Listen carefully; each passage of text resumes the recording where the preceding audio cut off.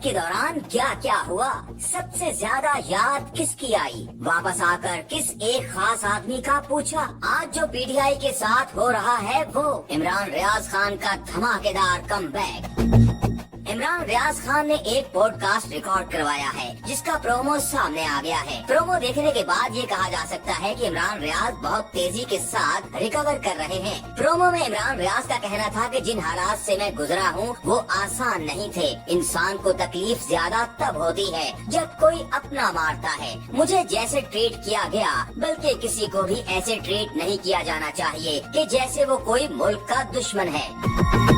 इमरान रियाज ने कहा, मुझे सबसे ज्यादा याद अल्लाह की आई। जब इंसान किसी चीज में फंस जाता है तो उसे सबसे पहले अल्लाह याद आता है। सवाल किया गया कि क्या आपको कभी ये वसवसा आया कि मैं शायद कभी वापस न जाऊं, जिस पर इमरान रियाज ने कहा, जी मेरे दिल में ये बात आती थी। इमरान रियाज ने मजीद कहा कि मैंने वापस आकर अपनी टीम से सिर्फ एक आदमी का पूछा था कि मुझे राणा सनाउल्लाह का बताओ, जिस पर मुझे बताया गया कि राणा सनाउल्लाह ने आपके बारे में लाइल्मी रखी और आपके खिलाफ प्रोपेगेंडे का हिस्सा बने।